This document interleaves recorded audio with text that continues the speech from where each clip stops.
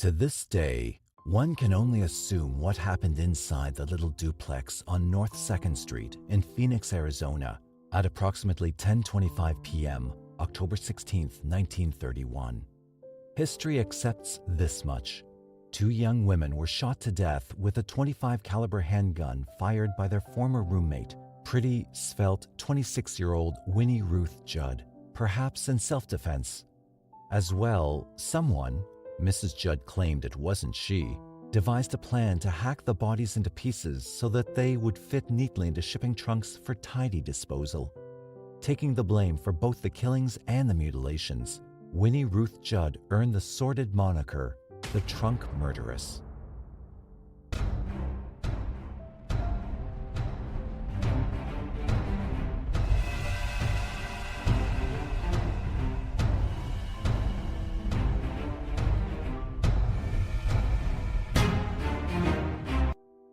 Over the years, and because of sleuthing supplied by many people, including investigative reporter Jana Bommersbach, the story of that night and its subsequent events have taken on a mien that reeks of political chicanery.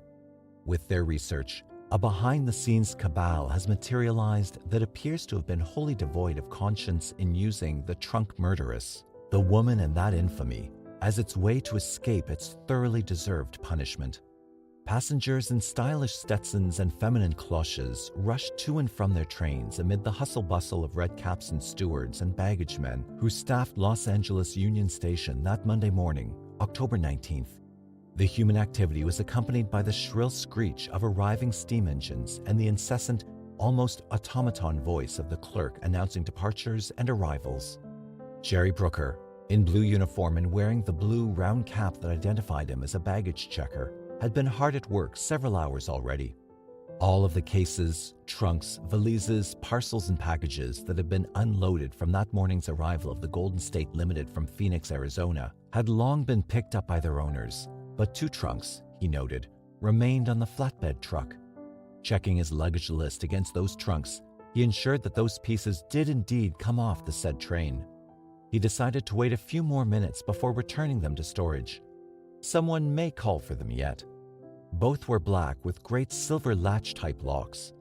One was a large Packer trunk, 40 inches by 24 inches by 38 inches, and had been weighed in at 235 pounds. The other was an average-sized steam trunk, 15 inches by 18 inches by 36 inches, weighing some 50 pounds less.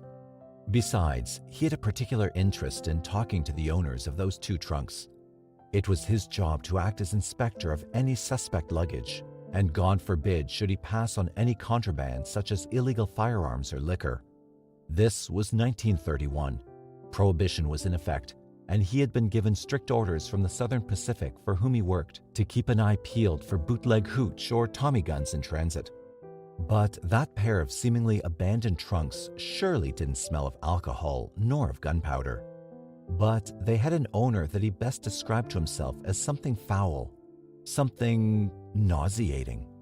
It wasn't uncommon for hunters returning from the mountains to try to smuggle their catch through rail customs, venison or deer or even bear meat. Worse, he had noticed a dark fluid dripping through the corners of the lid onto his truck. A few minutes before noon, Brooker noticed a Ford Roadster backing up toward the receiving dock. Alighting was an attractive young couple, a blondish woman with a face like movie star Norma Shearer and a handsome college-age male, several years younger than the woman. The former asked for her trunks, presenting a claim ticket for both. She and her associate ascended the few wooden steps to the platform.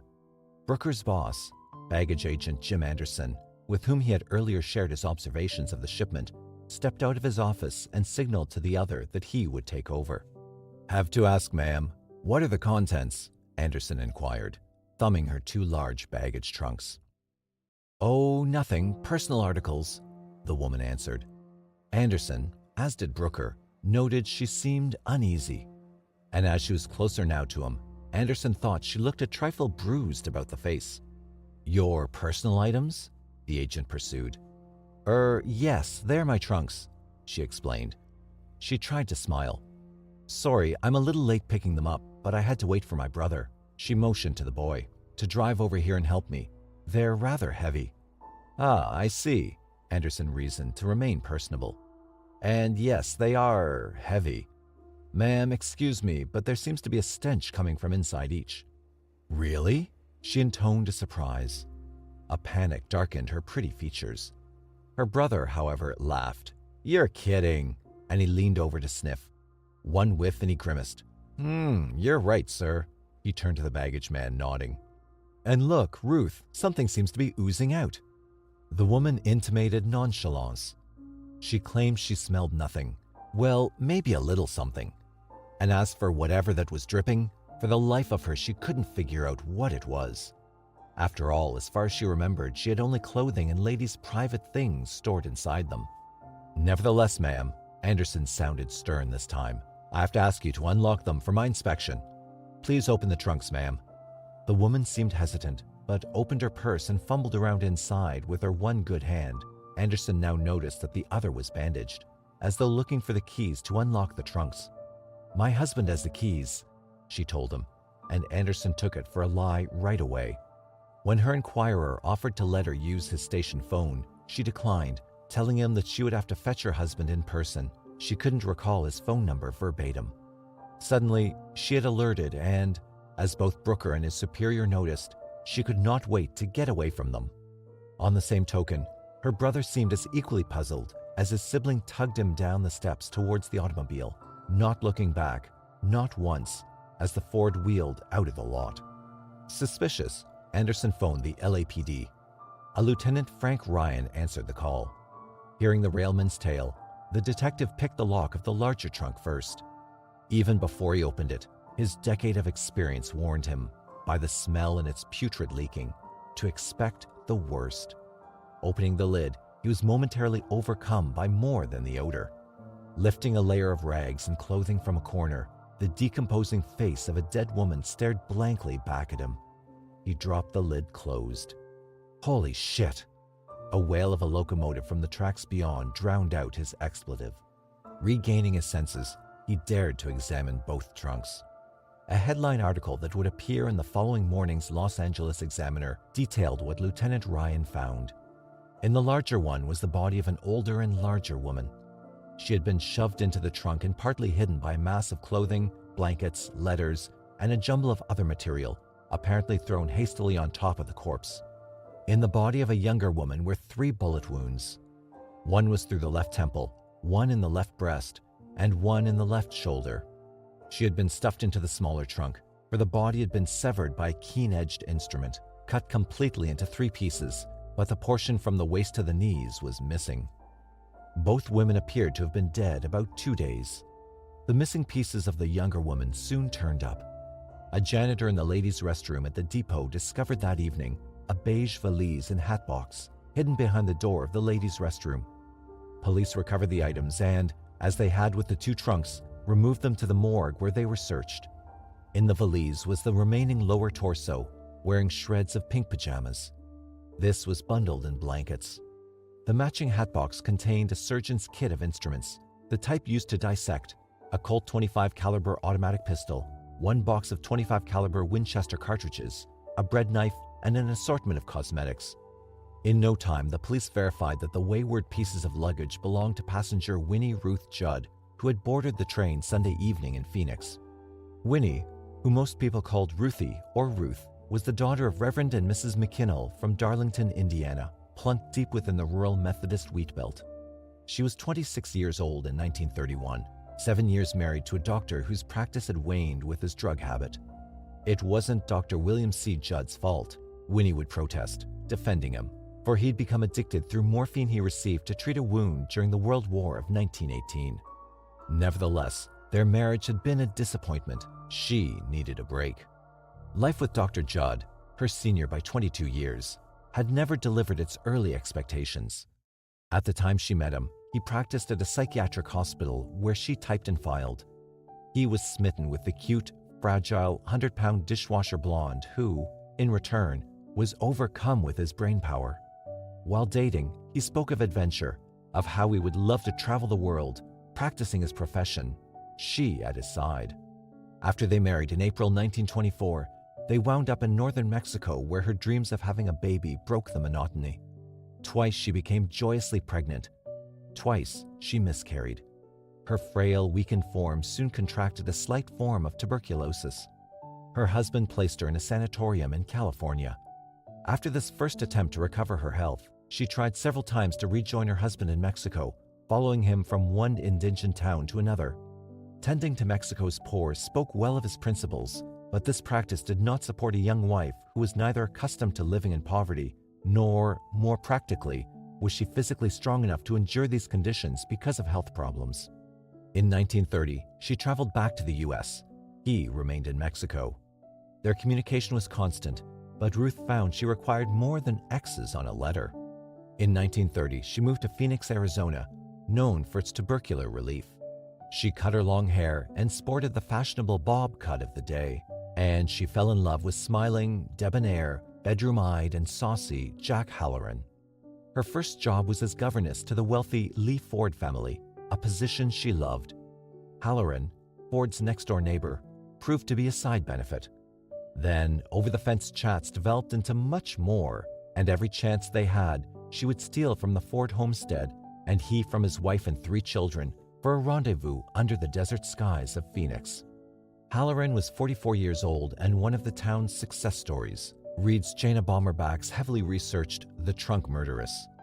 When anyone in Phoenix named the movers and shakers, Jack Halloran's name was on the list. If you wanted a political favor, Jack Halloran knew who to ask. People remember him as a take-charge kind of guy whose laugh could fill a room.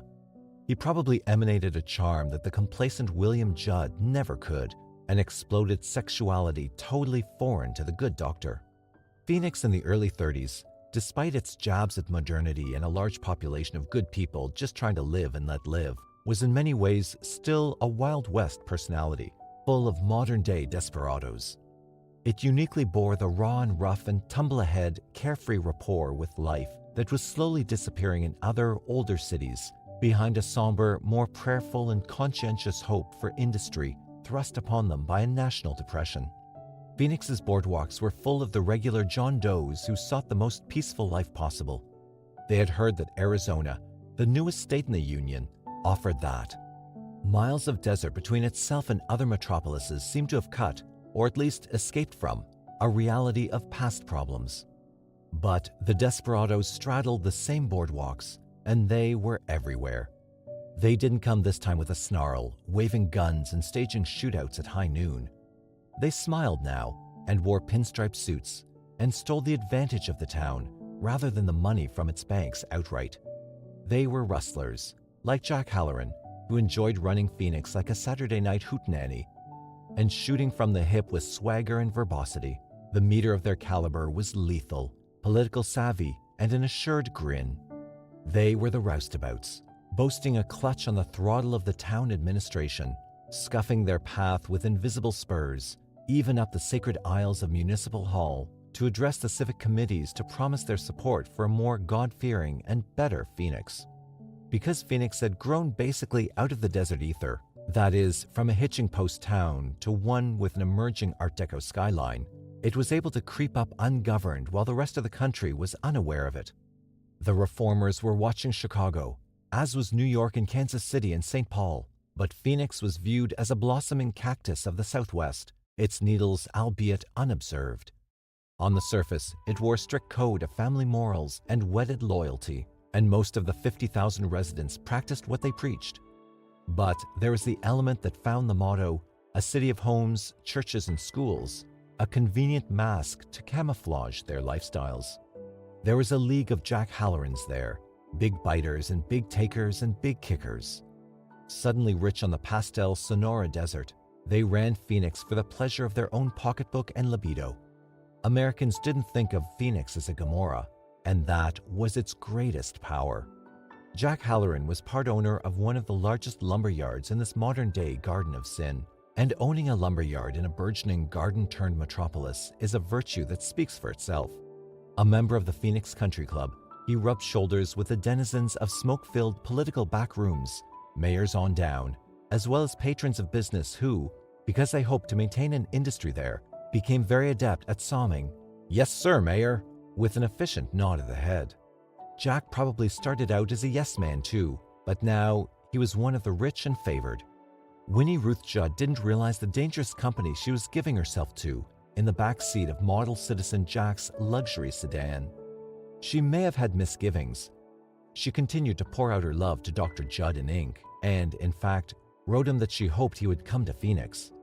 But in the interim, she was obviously feeling the freedom of the new girl in town. Attracting male stares made her feel like a woman, not just a preacher's daughter.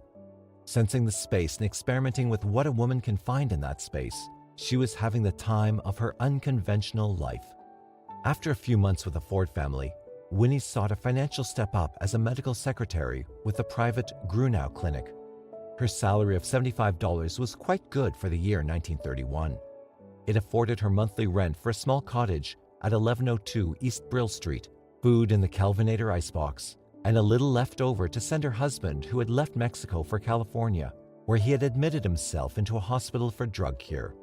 Ruth's best friends were Anne LeRoi, a 32-year-old Oregonian divorcee who was an X-ray technician at Grunau, and 24-year-old Hedvig, or Sammy, Samuelson from North Dakota, who, because she was suffering from TB, had taken a hiatus from a teaching career. Before coming to Phoenix in early February of 1931, both these professional women worked in Alaska. It was there that they met, and where they decided to move together down south because of Sammy's worsening health. After their deaths, certain newspapers would hint at Anne's mannishness and term their friendship as a queer love, a derogatory term for lesbianism in the first decades of the 20th century. That they were bisexual might be true, for their relationship does seem to have extended to that. But simultaneously, they also openly exhibited an interest in certain men, especially Ruth's male companion, who they called Happy Jack. They lived at 2929 North 2nd Street, in a small studio-type duplex, a trolley ride away, according to Bommersbach, from Ruth's Brill Street place. There they often threw small parties for Ruth and Halloran, and the latter's married business buddies whom he brought along for a revel. He also brought crates of bootlegged booze. The men wined and dined the girls throughout the evening while their wives figured hubby was at the office working hard. Rather, hubby was hardly working.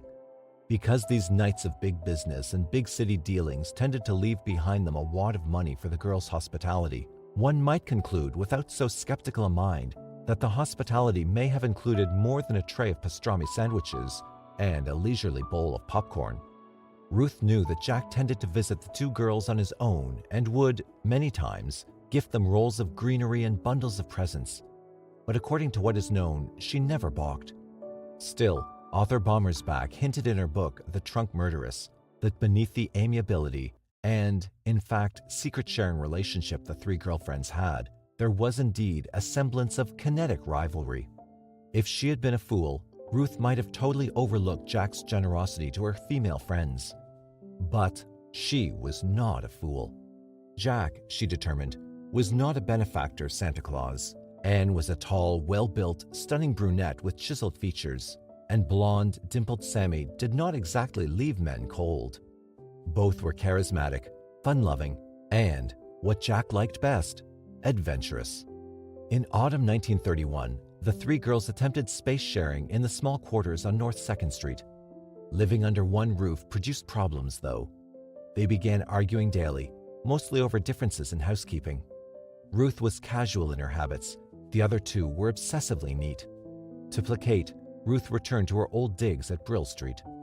But a feeling of animosity was developing nevertheless, and not over tidiness. The bond between Anne and Sammy had always been impenetrable. They were sisters in one thought for so long, and, whether sexual or spiritual, they doted on each other, protecting each other to no extent. Anne was the breadwinner, and Sammy the homemaker. They were a family of two. Winnie, in a manner of speaking, was an outsider who, probably because she felt that way, had chosen to give them the freedom they needed to once again live the way they required. Not that she wished to penetrate their circle. She was independently happy and lost in the throes of romance with her Jack, and fighting conscience over her betrayal of Dr. Judd. But no doubt the interplay that existed between her and Jack and her friends, almost certainly caused a sensation of distrust among all parties. This negative underplay came to a combustive and startling, and deadly, head on Friday, October 16th, 1931. Trouble began to twitch the evening before, on Thursday. During the week, Ruth learned that Jack and his cronies had been planning a deer hunting party in the White Mountains of North Arizona. She offered to introduce Jack to a fellow employee at Grunau Clinic, a pretty young nurse named Lucille Moore, who had come from that part of the country and was familiar with its wildlife. Jack agreed to meet Miss Moore, and on Thursday, he first picked up Ruth, then Moore, and headed back to Ruth's house, where she had dinner in the oven. On their way back, Jack remembered that he had promised to stop at Anne and Sammy's house to see a couple of friends who were visiting there. Ruth felt uncomfortable because she had earlier turned down a dinner invitation, telling Anne that she had business that night. She hadn't wanted to go into the history of the planned hunting excursion and Lucille Moore's involvement. While her reasons are unclear, she might have sensed a fit of jealousy that would have raged had the girls known that she was introducing Jack to another good-looking woman. Later presumptions conclude that Ruth knew, or strongly suspected, that she had been sharing Jack's bed with Anne and possibly Sammy, too. Jack went into the house to see his buddies, and Ruth's friends came out to say hello to Ruth and Miss Moore, whom Anne slightly knew from the clinic. Ruth observed no resentment in their actions. They were highly cordial, even asked them to stay for dinner, which Ruth had to turn down because of her dinner waiting at home. It would not be until the following night that Ruth realized her initial suspicions had been correct. Anne LeRoi and Sammy Samuelson hadn't liked the idea of pretty young Lucille Moore one bit. On Friday, October 16, 1931, Winnie Ruth Judd shot Anne LeRoi and Sammy Samuelson to death. That's what history says, and, for that matter, what Ruth herself said. Details remain sketchy, however. To present a depiction of what seems to have occurred that evening and over the weekend, the following events are based on a transcript of a confession Ruth made to a sheriff after her trial.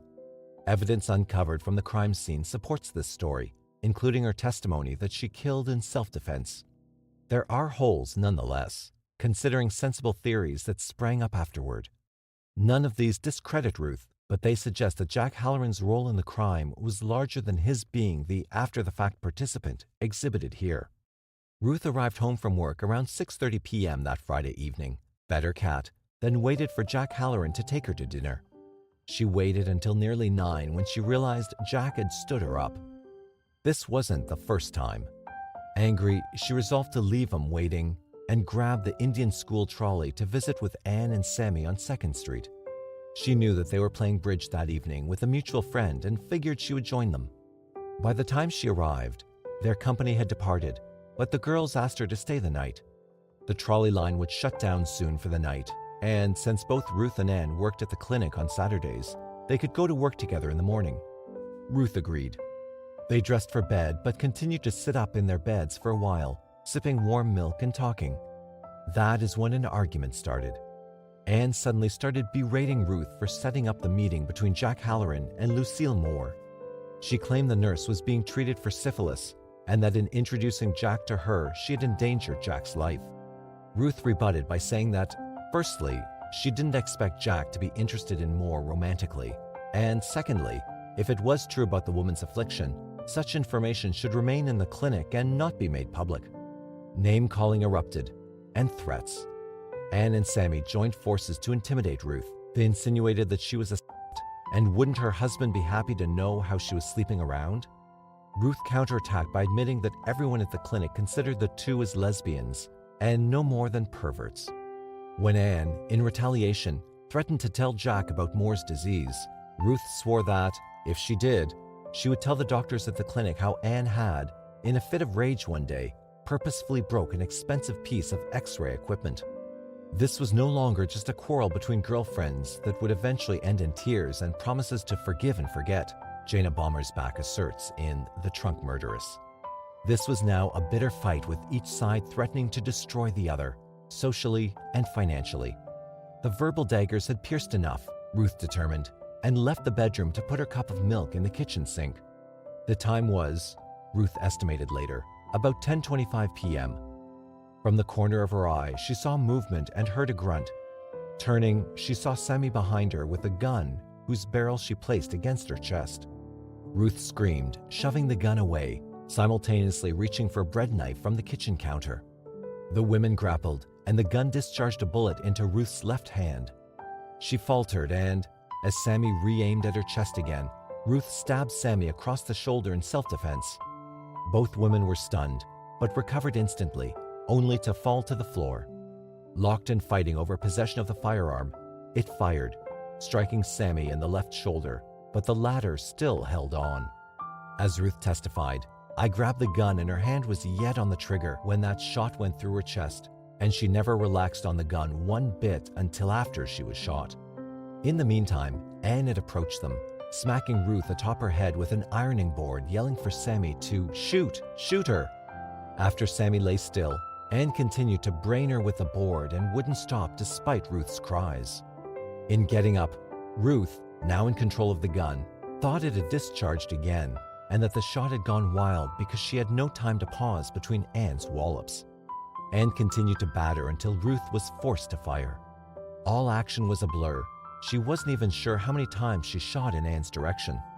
She seemed to recall Anne listing, then recoiling, but that too was part of the bad dream. Dizzy, she must have wavered for a moment, because it wasn't long after that she found herself on the floor, aching, flanked by two lifeless bodies. Anne's body had fallen, according to Ruth, back towards the stove. Sammy's head was in towards the breakfast room, the feet towards the kitchen door. I must have fallen too afterward, because when I came to, I was sitting on the floor. I put my dress on and nothing else, just my shoes and my dress. She went straight back to her house to get her pocketbook. The ride home took a little longer than usual since the trolley line was closing and she couldn't take the car the full way. She walked the last few blocks to her doorstep. When she arrived home, about 11:30 p.m., she saw Jack Halloran waiting there, dead drunk. Her intention had been to call her husband, but Jack talked her out of it. Instead, she relied on his help. "I told him what had happened, but he wouldn't believe it, and I couldn't convince him." To prove it, she had him drive her back to North 2nd Street. They parked on adjacent Pinchot Street and then entered the scene of the fight through the front door. After examining the aftermath, Halloran picked up Sammy and carried her to Anne's bed. Then he dropped the corpse onto the mattress, blood spattered from Sammy's hair across the mattress and walls, tiny drops of blood. Ruth, meanwhile, began to mop the kitchen tiles, but broke down and could not finish. She was shaking. Her left hand, which had taken a .25 caliber bullet, throbbed like the devil. Jack completed the job himself. He seemed annoyed when Ruth suggested giving herself up to the police. "He scared me of the police. He scared me of the state's attorney. He scared the life out of me, what it would mean. He told me that he could take care of this himself and that everything would be all right, but to say absolutely nothing to no one." Jack insisted that he let an associate of his, a Dr. Brown, come over to attend to her hand. When Ruth protested, worried that the doctor might, in turn, implicate Jack in the crime, the latter smirked and assured her that Brown would prove to be a willing accomplice. According to Ruth, Jack said he had enough on Brown to hang him. Several attempts to reach Brown by phone failed, however, and Halloran never mentioned his name again. The mopping completed, Jack carried a good-sized Packer trunk in from the garage.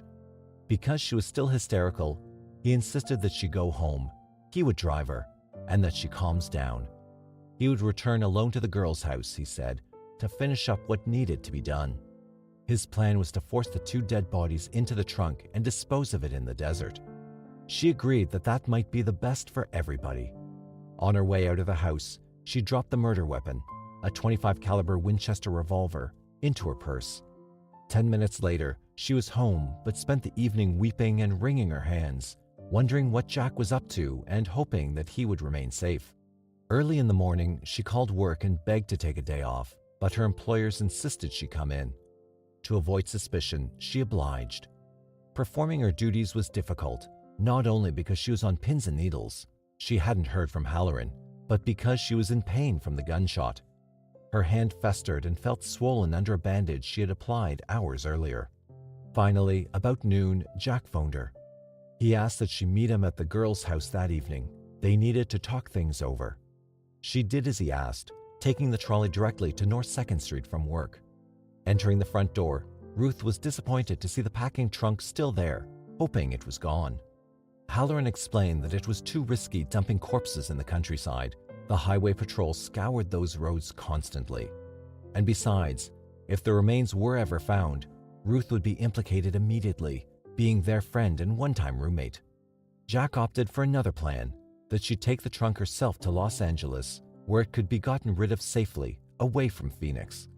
He wanted me to take it, and he said there would be someone there to meet me at Los Angeles, Ruth reported. That he had a man by the name of Williams or Wilson who would meet me. The plan made sense. It appealed to Ruth. Dr. Judd currently lived there. He could remove the bullet. Also, she had wanted to visit her brother, Burton, who was attending college in Los Angeles. And, as Halloran underscored, the trip gave her an ideal double alibi for going to LA to see her husband and brother, just in case questions were asked later. Jack promised to get her a ticket for the Golden State Limited Express train leaving Phoenix the following evening for the West Coast. She nodded. So that Mr. Wilson could identify her at the busy train station, she told Jack to tell him to look out for a short, thin blonde in a brown suit. But there were other things to consider first, before LA and brown suits. As for those other things, they had been neatly packaged in the trunk. Ruth's eyes surveyed the gruesome black oblong thing. "You were able to fit the girls in there?" she asked. "I forced Anne in the bottom, and, well, there wasn't a whole lot of room left. Sammy was, operated on. That's the only way they would both compact," Jack admitted. Ruth grew nauseated at the thought, even though, she noticed, he had chosen the more discreet operated on over the harsher cut up. Her eyes rejected the sight of the disgusting object. Halloran then left her alone at the house-turned-mausoleum while he went off to procure a train ticket for her. It would be waiting and paid for at the ticket window, he explained. He also left her a phone number for the Lightning delivery service. "Call them ahead of time," he directed, "and have them ship the trunk to the station. They'll load it on the train you're taking, and it'll be waiting for you and my associate when you arrive in LA. You're sure that this Wilson or whatever his name is will be there when I am?" "Trust me," he patted her hand, and left. She believed him, everything he said, especially that he would keep in touch with her. He lied. No contact would meet her in Los Angeles, nor would he ever try to see her again. After that night, it was as if he had never known her, never cared. To paraphrase the old moral about the best laid plans, Ruth's went sour. When the drivers from Lightning Delivery showed up later Saturday night, they told her the case was too heavy to be shipped by rail freight and advised her to separate whatever was in it into 2 boxes before sending it on. Caught unprepared, she told them to deliver it then to her Brill Street address. The tradesman thought her request and her bearing were very odd, but she was the customer. They transported the trunks and Ruth to Brill. In the early hours of Saturday night, Ruth was left alone with the gruesome task of dividing up the contents of the bodies into other containers. "I had to," she later justified her actions, "because that trunk was too heavy to go by express and I didn't know what else to do." She had tried to find Jack to help her, but he had disappeared. According to her testimony to come, she removed several of the smaller anatomical slivers from the packing trunk with a Turkish towel into a larger steamer trunk she had had at home for storage. As she sickened and the macabre task overwhelmed her, she sought the relief of fresh air outside before plunging back to her chore. Wanting to end this hell as soon as possible, she decided to try another strategy. "I didn't lift the body parts. I lowered them over the edge and they fell into the lower trunk. The piece I lowered, it was on top. I pulled it over the edge into the larger trunk at the side of it. I had the big trunk and the little trunk at the side, and I pulled the latter over the edge and lowered it into the other. You can't lift that big trunk." After she felt she had equally dispersed all pieces, she quickly drew out one more grisly section from the smaller trunk and stuffed it under the wads of soft materials in her valise. The glance she afforded that final cutting told her it was Sammy's severed limbs. When the revolting session was done, she raced to the bathroom and released from her gut the curdling horrors of the weekend. By then, the Sunday sun had risen to erase the gloom and vapors of the night. Only one hurdle remained this morning, October 18th, getting the 2 heavy trunks to the train station for the 8 o'clock evening departure of the Golden Star liner. Again, Jack Halloran proved inaccessible, and she hoped he had at least fulfilled his promise of reserving her a seat on the train. For muscle, she sought the help of her landlord, Howard Grimm, who lived in a small house behind hers. Grimm was delighted to lend a hand and promised that he and his son Kenneth would stop by her place at 6:30 p.m. to get her to the depot on time. At the appointed hour, Ruth pointed them towards the bedroom, where they found 2 black trunks. Grimm recalled grunting as he tried to lift the big trunk. Mrs. Judd apologized for its weight, explaining that it contained her husband's medical books. It took the strength of 2 men to carry the trunk to the touring car, but Kenneth managed the smaller trunk himself. Winnie Ruth carried out a battered suitcase and a hat box. When weighed at the station, the large trunk came in 170 pounds overweight. Ruth's heart fell, sure that the handlers would refuse to accept it. But when she was told she would have to pay $4.50 extra for its excess weight, she realized she was home scot-free. The baggage man then clipped a numbered claim check to each of the trunk's handles, had her sign the receipt, and wheeled the things from her sight. She watched, thankfully, as they disappeared behind the baggage room door. Picking up her ticket, Jack had prepaid it. She boarded the train and rested her head back upon the cold leather of the cushion. Through the skylight grating, she could see that the sky overhead had darkened. A few stars twinkled in easy harmony. 12 hours from now, she would be in Los Angeles. 12 hours. She hoped Jack's Mr. Wilson would recognize her. She wore the brown suit, the one she told Jack to tell his friend to watch for. 12 hours. What would become of the trunks? She didn't know, hadn't asked. She didn't need to. She knew that Jack always had a way of getting things done. He knew people, knew how to deal. This time, she was sure, would be no different. But at Los Angeles Union Station, Mr. Wilson, or Williams, or whatever his name was supposed to have been, never materialized. And when she phoned, the Halloran's housekeeper told her the master was not available. He had gone hunting and would be unreachable for quite some time. It didn't take the newspapers long to find a name for Winnie Ruth Judd, and it was the Trunk Murderess, plain and simple. For a while they toyed with the Tiger Woman, but that seemed too generic and didn't quite fit the genre of this woman whose petite, angelic face ran largely on the front pages of every newspaper across the nation. It was the kind of face that men fell in love with and women gaped at, unable to understand how a face like that belonged to, obviously, a femme fatale. They thought that if a Hollywood director were to cast someone in a role of a character whose activities resembled her insidious actions, they never would cast anyone who looked like Winnie Ruth Judd. Newspapers clawed for information, anything they could find on the Indiana preacher's daughter gone haywire.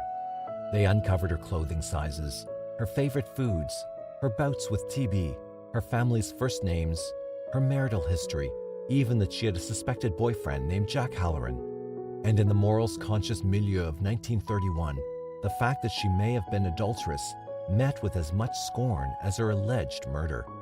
Major gazettes offered rewards for her capture, and every columnist in every city fell upon each other for hot-button tips and the latest police findings in Phoenix and Los Angeles, the 2 cities currently sharing a history of the Winnie Ruth Judd crime and getaway. While Los Angeles police combed their city for Winnie, who had vanished into thin air after departing in haste from the train station, they wasted no time in tracking down her husband, Dr. Judd, and her brother, Burton McKinnell. After briefly questioning both parties, they quickly realized that neither of them, who had strong alibis for their whereabouts over the weekend, had any previous knowledge of the crime. William Judd was clearly overcome with shock and anxiety. Burton, because he had accompanied his sister to the train station to pick up the telltale luggage, had at first been labeled a solid suspect, but his explanation of how he innocently happened to be with her was quite satisfactory. Ruth had shown up on campus looking for him after her LA contact fizzled out.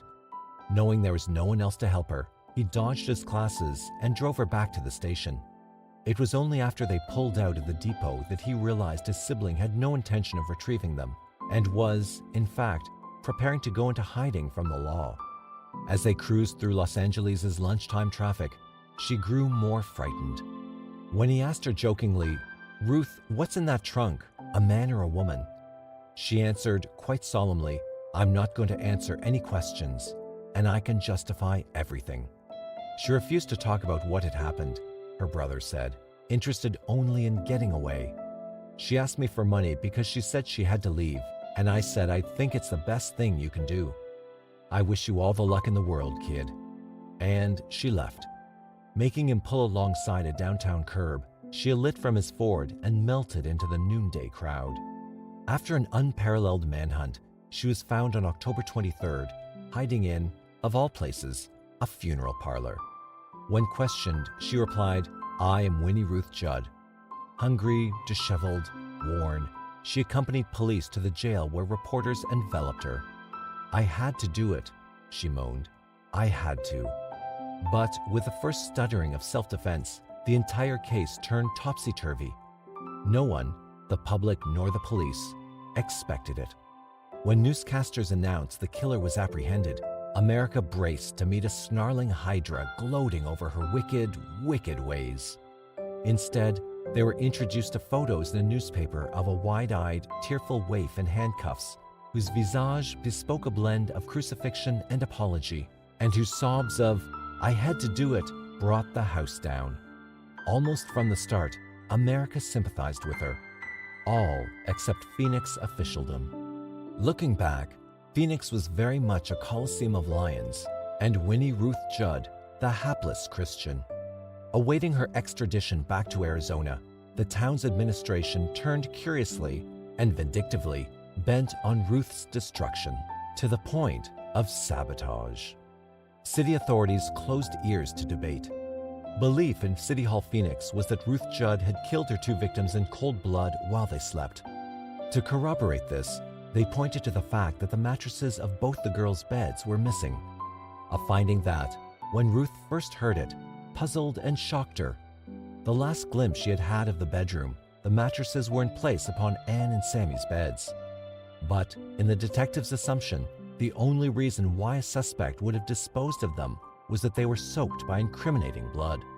There was a splattering of blood on the walls near one of the beds, and Ruth knew that must have come from Jack Halloran's transporting of Sammy to the bedroom. But they refused to listen to her explanations about the mattresses or the splatters. The intrigue was growing. She felt it tightening, and her words were not being heard. After all, they were falling on those deaf ears. To keep the smoky light of guilt on Ruth, Phoenix administrators kept autopsy reports of the murdered women vague. If they had not, the American public would have read that the mutilations performed on Sammy were not mutilations at all. Whoever cut up the girl had been experienced in anatomy. The dissections were clean and accurate, and not performed by an amateur like Ruth. As well, police also surfaced their discovery of an ominous letter written by Sammy Samuelson the day she died. The 3-page document, addressed to her sister, was found unmailed at the scene of the crime.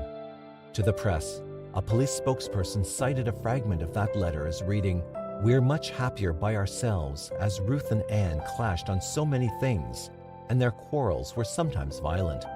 The actual letter read, "We are so much happier here by ourselves. Ruth and Anne clashed in many things. We get along so well, but it shows that there has to be a lot of tolerance which comes from love."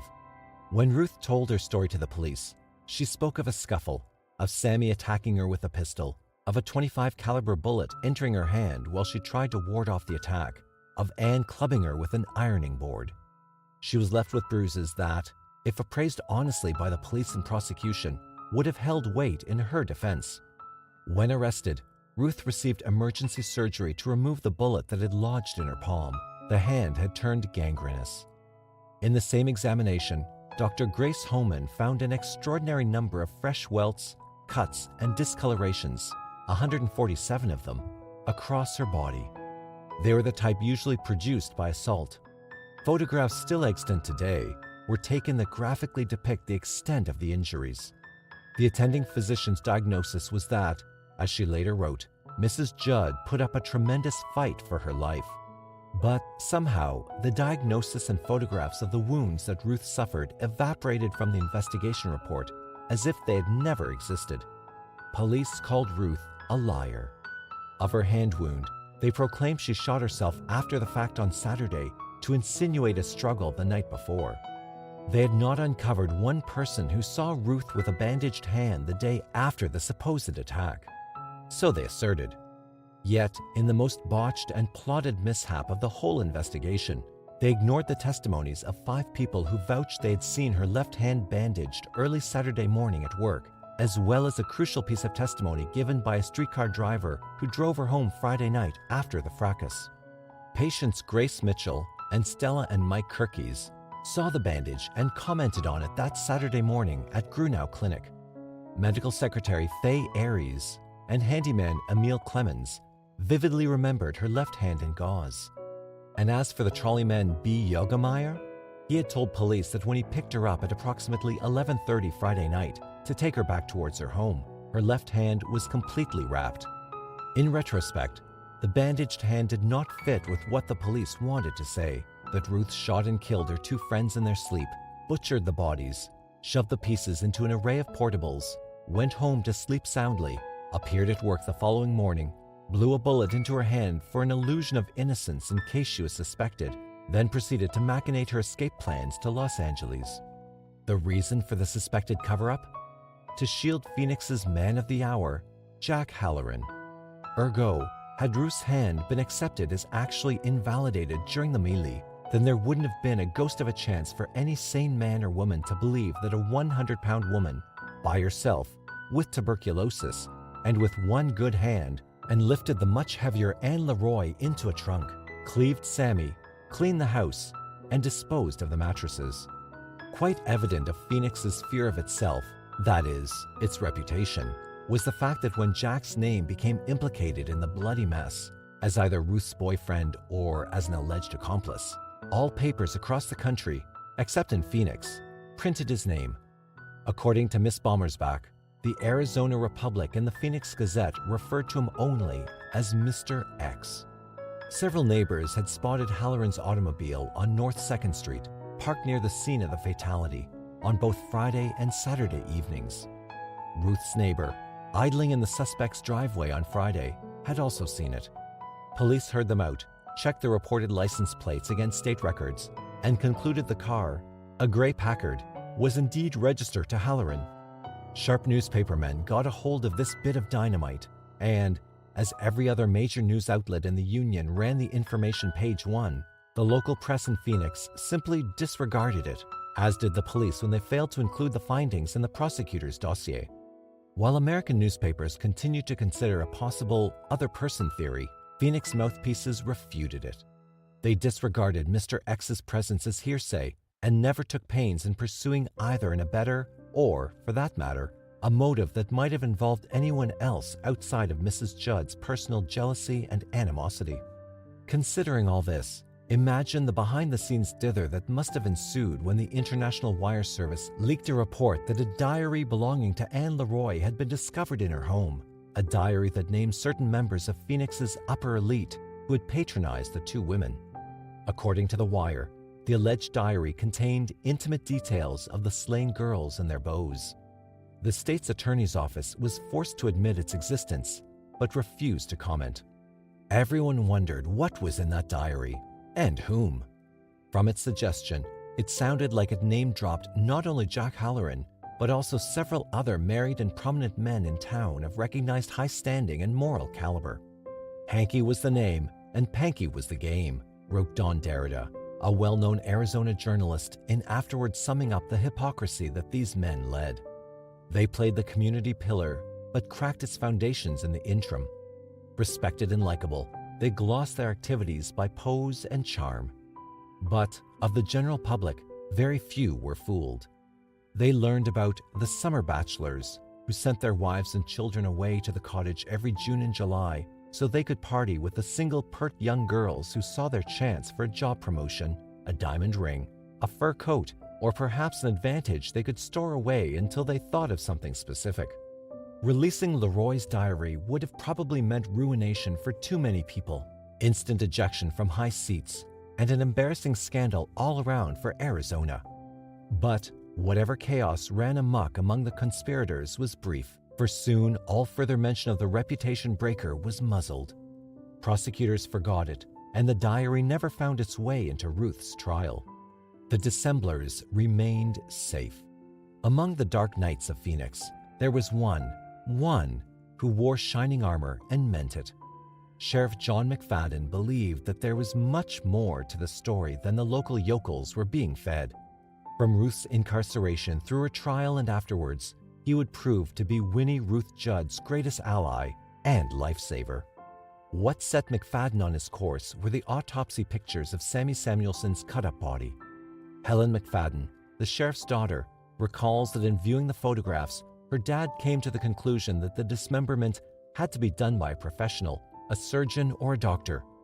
He said Ruth was incapable of doing it. Ruth had remembered that Jack Halloran had told her Sammy was operated on.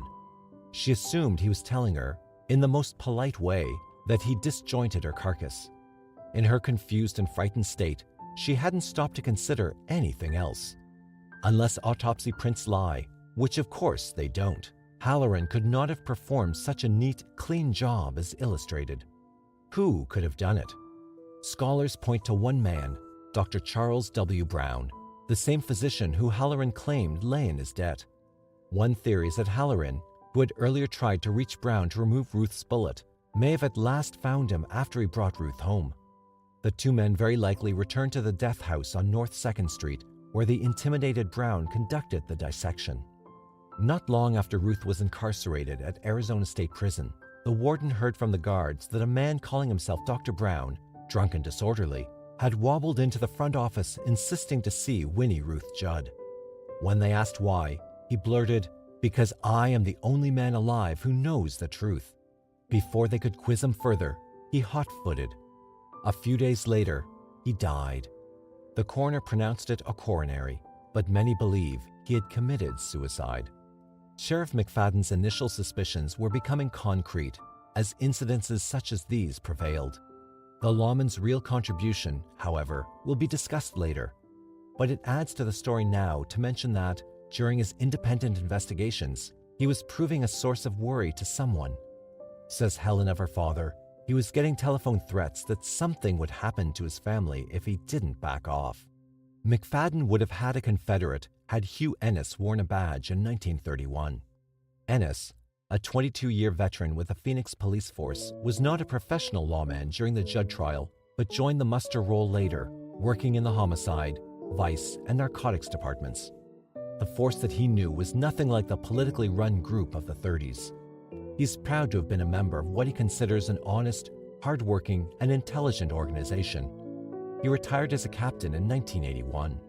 However, he openly condemns the botched and suspicious way the Winnie Ruth Judd investigation was handled by his predecessors. So much smacks of exactly what it probably was, political interference, he told Jana Bommersbach when she interviewed him for her exposé, The Trunk Murderess, early in the 1990s. Ennis has studied the case for years. He's read the original police reports and has gone over everything relating to the case that he could get his hands on, published and non. In reviewing the trial transcripts and copies of police interviews with eyewitnesses, he presents his overall judgment of the case. The police indeed took care of the investigation so that the pieces fit someone's private puzzle, not the truth. The police sent officers out there who let reporters traipse all through the place. Right then, they no longer had a crime scene. Any crime scene integrity was gone. Who knows what evidence was destroyed as these people were milling around? Who knows what was moved or taken away? Who knows what fingerprints were wiped out? The police clearly acted like this was a small hick town the way they handled this case. To make matters worse, says Ennis, the county's blood expert didn't arrive to take blood samples until 28 days after the murders, and after the landlord had opened the place to the public, charging admission to literally thousands of curiosity seekers who paraded through it. By then, Ennis reports, blood sampling became a useless gesture. Ennis cannot understand how the state could uphold their claim that Winnie shot her two friends in the bedroom while they slept. He attests, there just wasn't enough blood in that bedroom. If she'd shot the woman as the prosecution said, there should have been a lot of blood in that bedroom around both beds. You don't kill somebody, especially shooting them in the head, without a lot of blood. The lack of blood in the bedroom alone shows the state's theory was wrong. So, where and how were those girls killed? Ennis continues. And why would Ruth Judd make up a story where she admits shooting them, but puts the shooting in the wrong place? What did she have to gain? If she was there, she's got to know what the physical evidence shows. Why didn't she say the fight happened in the bedroom if that's the only place she knows the blood will show up? It doesn't make any sense that she'd insist the girls died in the kitchen, unless that's what she remembered. Those are the questions the police should have been asking, but they weren't. His views on the disappearing mattresses were plain and simple.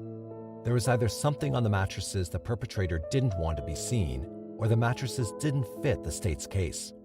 If there was no blood on them, how do you explain a scenario where the girls were shot in their beds? Ennis notes that the missing mattress factor should have been considered a highly important focus. The police quickly dropped the issue and no investigation took place. A conscientious police force would have recognized the value of those mattresses as evidence, and a hunt to find them would have been mandated. One more point. Why would Ruth Judd conceal the bloody mattresses, yet leave blood across the walls that the police claimed was there? Proving a defendant's premeditation of his or her criminal activity is a vital part of a prosecutor's job. But, again, the state failed in that area. To show premeditation, you have to show where the gun was that night. If she came over to kill them, they had to show she brought it with her. They didn't do that. My guess is they didn't because they couldn't explain where the gun was. There were never any tests done to see if she'd ever fired a gun, a dermal nitrate test. It can even tell what kind of gun was fired. Of her actions in the week prior to the killings, there was nothing to suggest a plan. She wasn't conserving her resources to make a getaway, adds Ennis. The evidence you see presents a picture of a person caught in a predicament who has to improvise. I couldn't take the evidence the police gathered and get a case through a preliminary hearing or a grand jury, to say nothing of a murder trial. You'd pull the stunts today that they pulled, and the judge would tell you, get out of town. He'd throw the case out. Jury selection for the long-awaited trial of Winnie Ruth Judd commenced on January 19, 1932, at the Maricopa County Courthouse in downtown Phoenix. Both the defense and the prosecution were very particular whom they selected to sit on the panel. The high-profile nature of the murders had generated distinct opinions by everyone in the county, and worries of a mistrial over a slip of a tongue or a nuance of bigotry were very real. The state chose to try her for the death of LeRoi only, to be followed with a separate trial for Samuelson afterward. The second would never occur due to subsequent events. Presiding over the 3-week LeRoi murder trial, an event in itself that condemned Winnie Ruth Judd in a comparatively unsensational manner, was Judge Howard Speakman, who, as a former state prosecutor and defender, had queued up a brilliant career. Popular county attorney Lloyd Doji Andrews headed the case for the state. Ruth had a combination of 3 lawyers, directed by well-known criminal attorney Paul Shenek. But none of these, even Shenek, was effective on her behalf. Less being more, they acted to surrender her to guilt before the trial began, more concerned with pleading insanity than exonerating her. The most anticipated event of the trial, the testimony proffered by the defendant herself, surprisingly and sadly never happened. That Ruth was not called to the stand disappointed Americans. Reporters in the courtroom described how she sat at the counsel's table day after day, wringing her handkerchief, tugging at her bandage, pathetic in character, miserable by accusation, silent and dismal throughout. Much of the nation, in commenting on the suspicious nature of her being kept under wraps, so to speak, questioned her lawyer's abilities and the basic honesty of the ritual. Jury foreman Scott Thompson later revealed that much of the evidence laid forth against Winnie Ruth Judd was hard to understand because, he felt, it was presented by the prosecution in a confusing and illogical manner. The defense did next to nothing to contradict the prosecution nor clarify said testimony. Scott wasn't alone in his opinions. In researching the evidence on their own after the trial had ended, Thompson and other jurors were alarmed to find that certain important elements of the case, elements instrumental in helping them formulate their verdict, were not satisfactorily explained. Much seemed twisted to shape a particular conclusion. One of these concerned the mattresses supposedly removed from the girls' bedroom. The juror claims that he and his peers were led to believe that a mattress found in the alley parallel to the murder scene was definitely proven to be one of the victim's mattresses and was definitely blood-soaked. Neither proved true. Prosecutors stood their ground on accusing Mrs. Judd of having killed in a jealous rage. To support the motive of jealousy born from illicit love, they conjured up only two hazy witnesses. One that claimed Ruth was at one time angry at Sammy for trying to steal Jack, and another who spoke of seeing Ruth and Jack kissing and cuddling. Neither had heard her state words of violence, nor of revenge, nor of anything pertaining to a murder to come. And yet, by dropping from the jury all evidence that would have given another side to the story of Winnie Ruth Judd's relationship with the girls, or her last night in their company, they convinced it that the defendant was guilty. Defense counselors wavered, unarmed because they hadn't done their homework, then withered under the duress of a kangaroo court they assumed, going in, couldn't be beaten.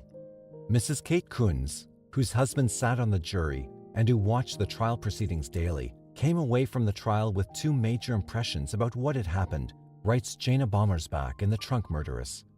One, that Ruth Judd was guilty of shooting the girls, and two, that there was no question she had helped somewhere along the way. We never understood why Jack Halloran was never called, Mrs. Kunz remembers. His name was brought up so often in the case. He was sworn in, but he was never called to the stand. The jury reached its final verdict on the afternoon of February the 8th, 1932. She was pronounced guilty, and before the session ended, they elected that she should hang by the neck. Winnie Ruth Judd was placed on death row at the Arizona State Prison at Florence. Over the next several months, an appeals court juggled a verdict, her proponents wanting a mistrial. But eventually, the court reached its decision. It upheld the original verdict and punishment. Ruth was sentenced to die on February 17, 1933. Sheriff John R. McFadden was not content with the jury's verdict. After the trial, he convinced Ruth to talk, to tell her side of the story, an opportunity she shamefully had not been given in court. As head of the jail where she was brought when extradited back from Los Angeles, he had heard her initial self-defense story the night she was brought in, a story so simple yet blown out of proportion and rebuilt in the meantime by others. Over the months as she'd sat in his cells, he and his wife often visited her, extending her kindness, listening to her informally describe that bloody evening of October 16, 1931. On his own, McFadden had investigated elements of the crime, and from the sidelines, he watched those elements disregarded by the state. And his conscience bothered him. He felt that he needed to do something to save the accused from the burning stake. He made a last-ditch effort to, metaphorically, douse the fires the witch hunters had ignited. In the shadow of the gallows, her execution less than 2 months away, Ruth was brought from her cell at the state prison and placed at a table among several witnesses whom McFadden had gathered to listen to her. His aim was to bring the transcript to the grand jury to force a fresh hearing. He believed he could do it. Around the table that evening of December 18, 1932, were, besides Ruth and Sheriff McFadden, Oliver Wilson, Ruth's new lawyer, William Delbridge, the prison warden, Jeff Adams, one of McFadden's deputies, and a court stenographer. And she talked. Whatever method McFadden used to convince the grand jury to listen, Judd biographer Jana Bommersbach suggests that he might have even threatened to arrest Jack Halloran himself. He was successful. The efforts given by the convening grand jury proved to be not just another sideshow, but a body of jurors interested in American justice. On the stand, Ruth related the entire story, the way it happened. The argument, the fight, the attack on her person, the gunshots, the deaths, Jack Halloran's admitted operation on Sammy Samuelson, her flight to Los Angeles, funded by Halloran. Van Beck, one of the jurors, in recalling the case, remembers how the courtroom was spellbound as it heard, for the first recorded time, an altogether new version of the crime. New revelations spilling out of Winnie Ruth's mouth. Revelations that not only made sense, but were traceable to a source of truth. We didn't believe it was cold-blooded murder, he summarizes. We felt positive she was unable to cut up the body. We were told it took a professional. Most people in the valley knew other people were involved in this crime, but there was nothing they could do. The others involved were prominent married men. Then, two amazing things happened.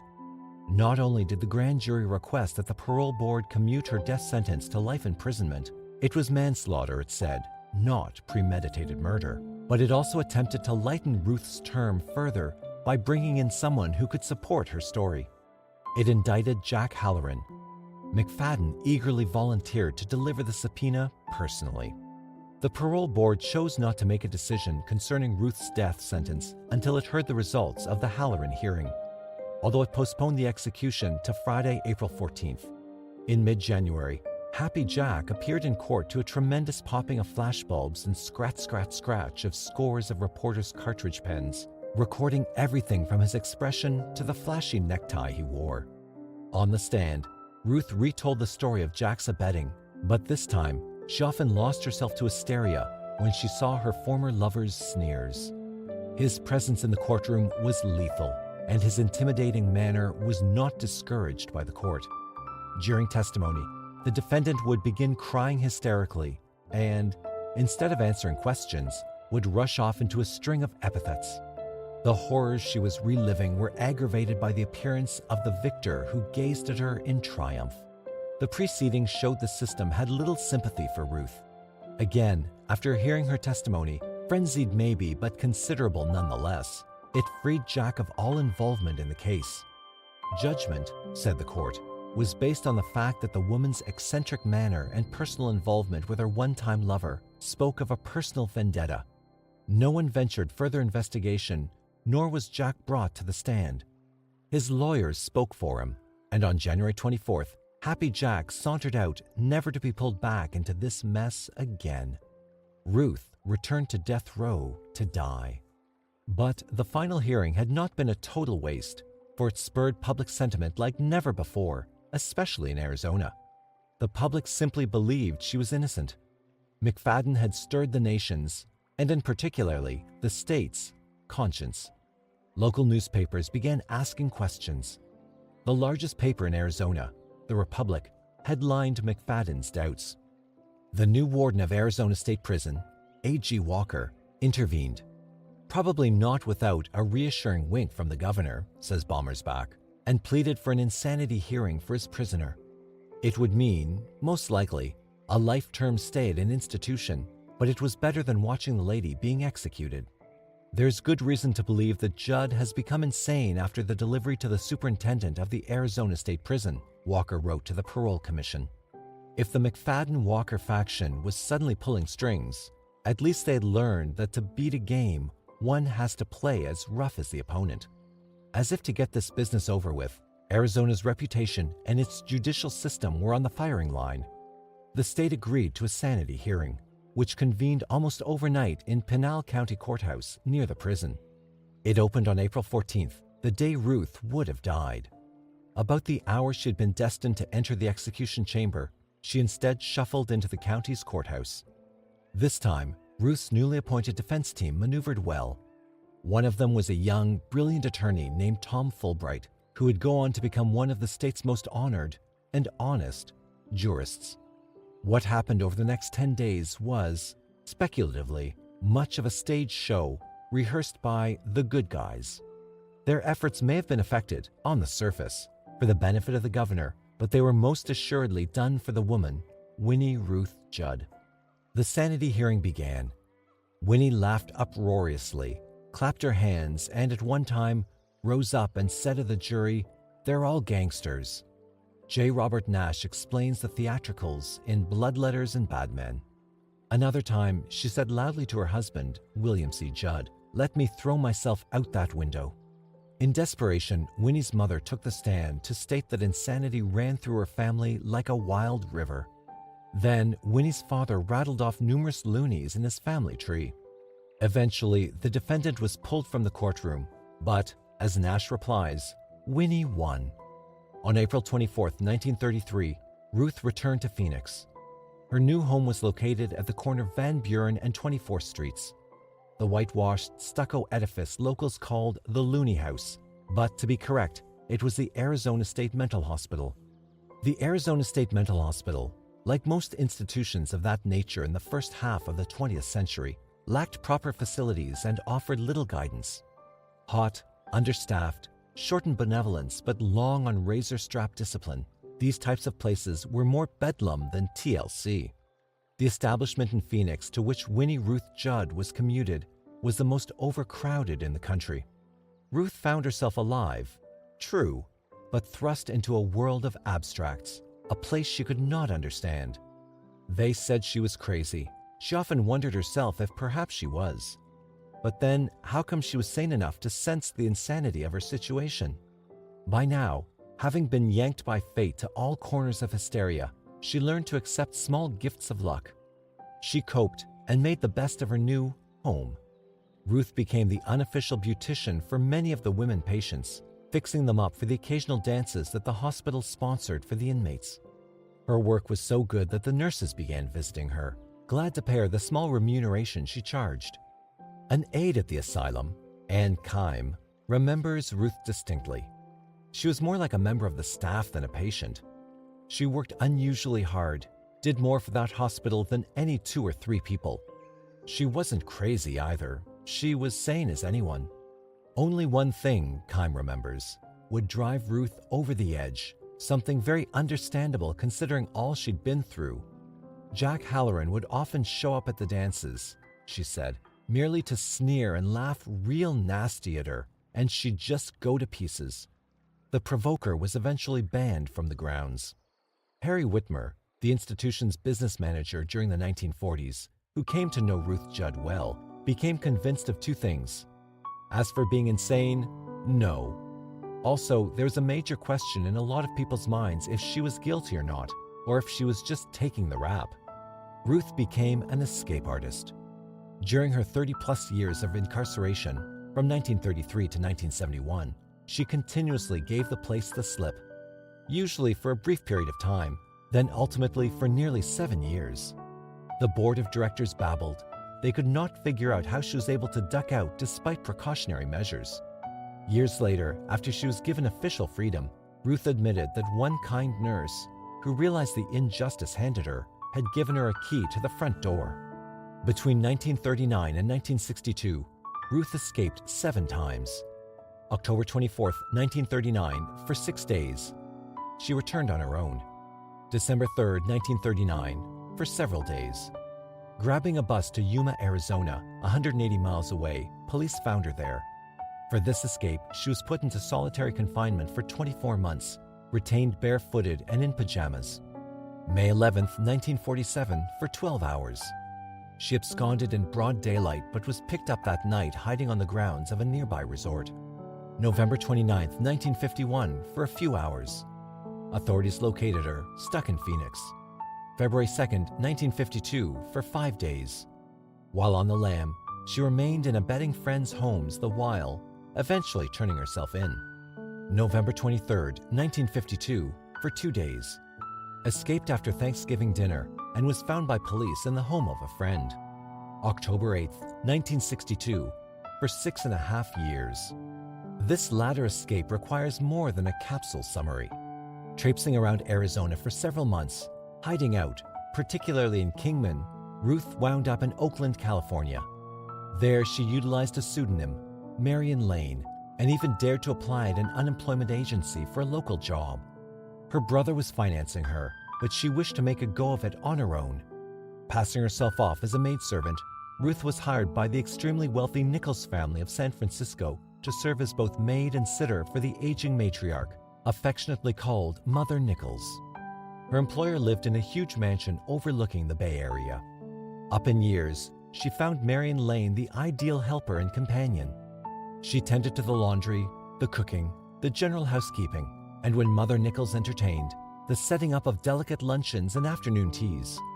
Ruth was in heaven.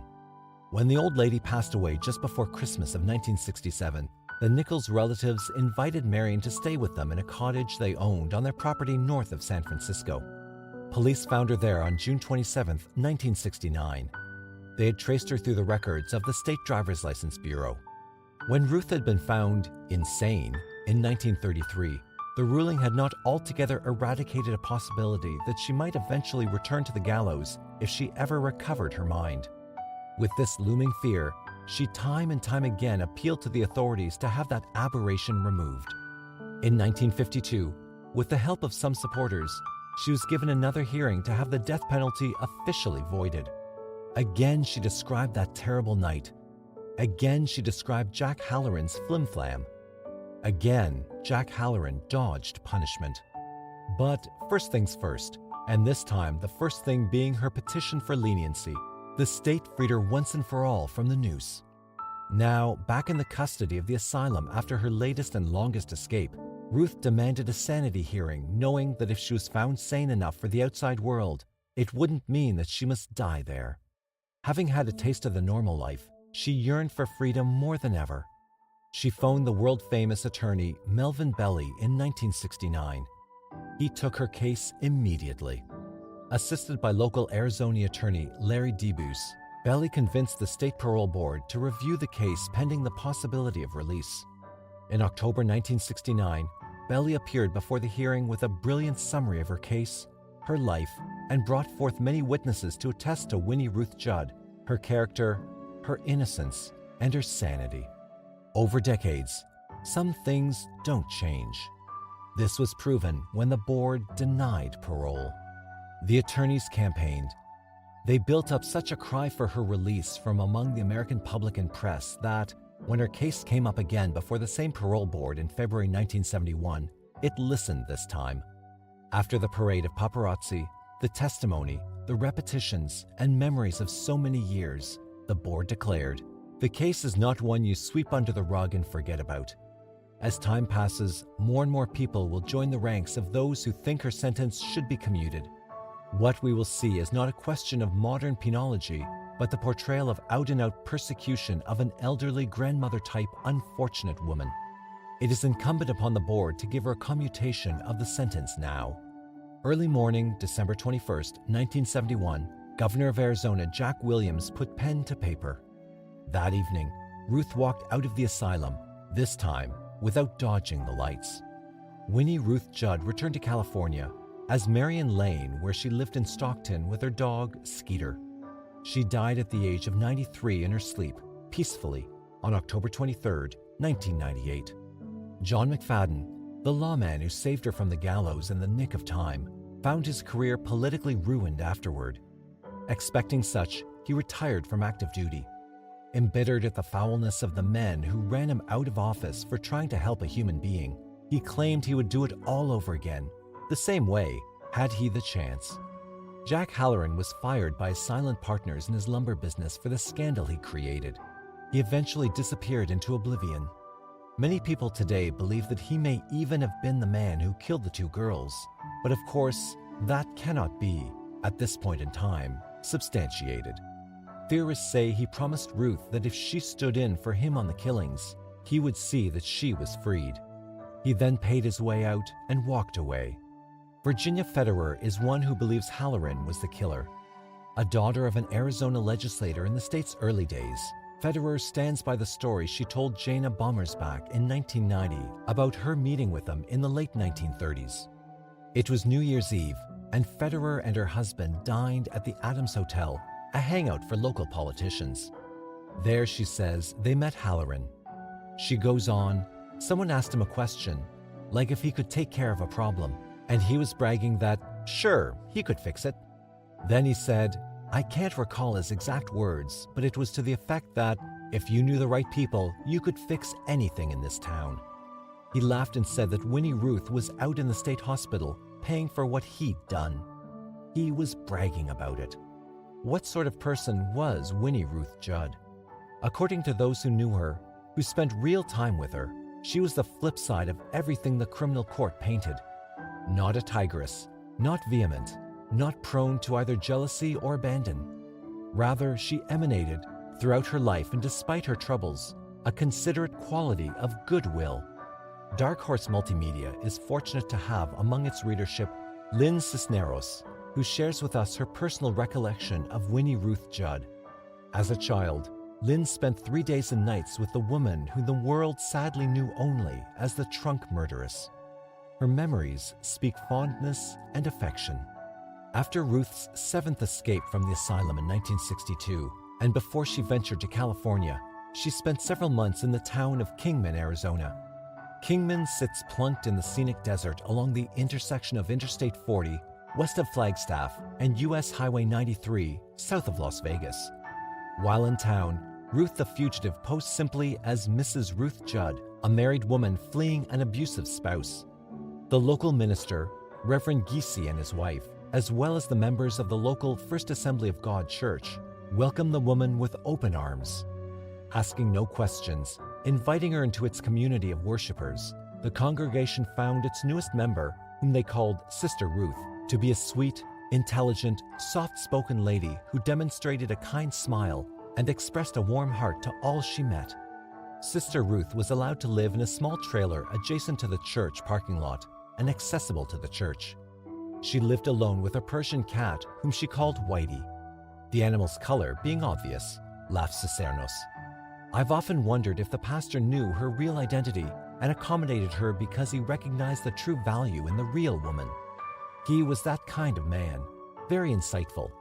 I really do believe he might have known. The congregation, Cisneros states, loved Ruth. They brought her food and helped her out in a number of ways, and, in turn, she returned whatever favors she could by doing domestic work for different families, cooking for them, cleaning for them. She earned a small income performing various chores, the money which would keep her in food and clothing. Cisneros remembers that Sister Ruth often led the singing at church and assisted in activities presented by the Missionettes, a girls' Christian club sponsored by the church in which Cisneros belonged. To a child my age, I was 11 years old at the time, Sister Ruth was a curiosity. She came out of nowhere and, well, was just there one day, as big as life. She didn't say much if encountering her on the streets or crossing the church lot, but she always extended a friendly greeting and magnificent smile. I'd see her out front of her place, talking to the pastor or just petting Whitey. She loved that cat. Cisneros remembers vividly that scar on the lady's left hand. One day she asked her about it, and Sister Ruth explained that a long time ago she had been bitten by a spider. It was a terrible bite, she remarked. My index finger still occasionally goes numb. One day, little Lynn, who was then Lynn Dowling, received the shock of her life. I was and still am an avid reader, and I pored over the pages of the Arizona Republic with voracity. My father, then head of the town council, subscribed to the paper. Anyway, I happened to be reading the paper when I caught an article about the latest flight from justice of Winnie Ruth Judd, the trunk murderess. I felt my child's eyes nearly burst from their sockets when they fell on the accompanying black and white of the infamous figure. I recognized that face immediately as our beloved Sister Ruth. The paper described the escapee's hair as fair, whereas Kingman's newest citizen had black hair.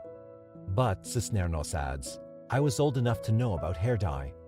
As well, the article mentioned a scar on her left hand from the gunshot wound. Imagine my shock.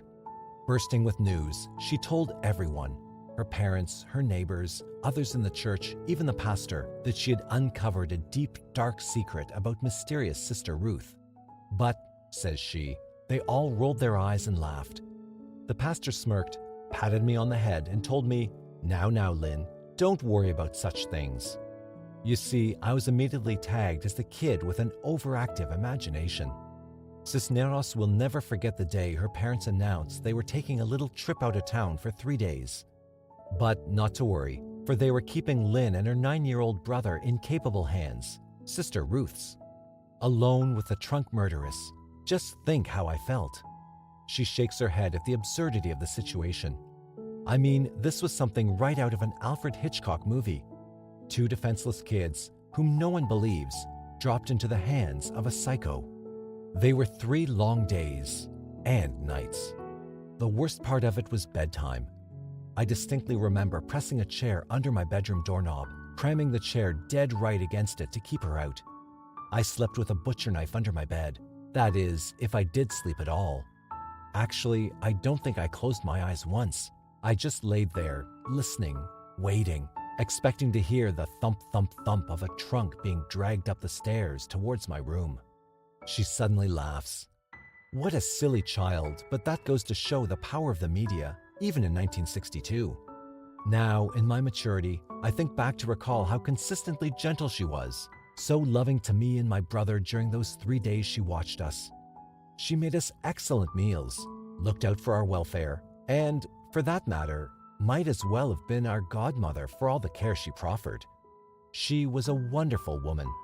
When asked to give her overall impression of Winnie Ruth Judd, the person, Cisneros doesn't hesitate. Everything about her seemed positive. She wanted to please, and she tried hard to do it. I believe in my heart she was innocent of all crimes alleged against her. To me, she'll always be Sister Ruth.